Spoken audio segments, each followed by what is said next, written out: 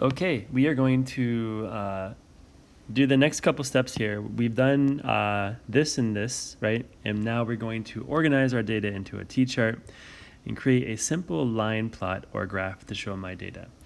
And really, before you do this T-chart thing, there's maybe one more step you could do, which is pretty simple. And you might notice I actually haven't finished this part yet, so I need to do this tomorrow. But anyways, you need to see how many letters are in each person's name. So you can just go through your notebook and simply count. So Mao has 3 letters in her name, Sophie has 6, Alba has 4, and just go through all of those.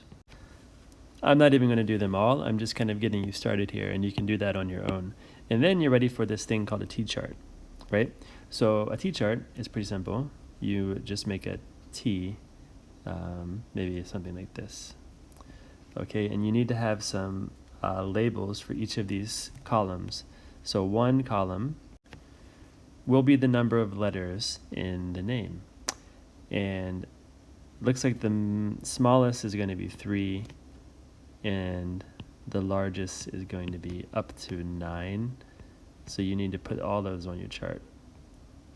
And then the other column will be the number of students that have those letters in their name. So now we're going to just go through little by little and do a tally mark. So Mao has 3, so we tally that. And then the next one's 6. We can check these off as we go.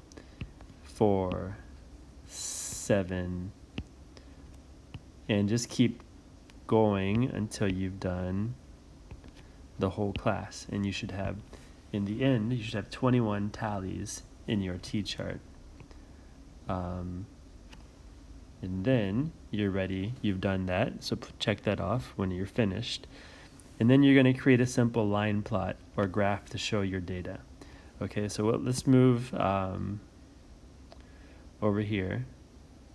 And we need a few things here. We need a title for our line plot or graph. And I'm just going to do mine with the space over here. You can do yours a little bit more neatly with these boxes in your book.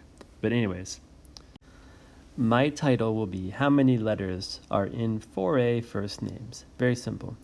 And then you're going to draw a horizontal line.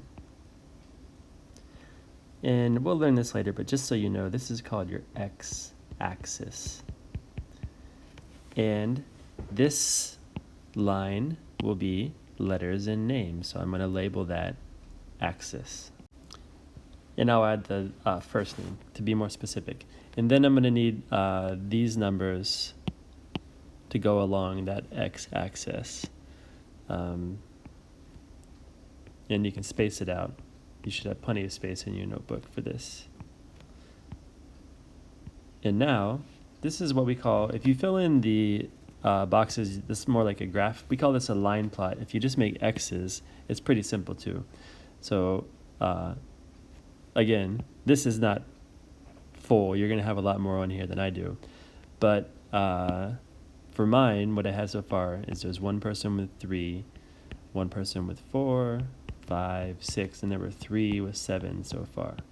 So again, mine's incomplete, but yours will have 21 X's on your line plot or graph, and your T-chart will look like this. Feel free to go onto the next page if you need to. You probably will, to make your line plot or graph. And when you're done, you're probably thinking, what is my next step? And the next step is about data landmarks. So you can see me, and I'll give you the next step after this. Thank you.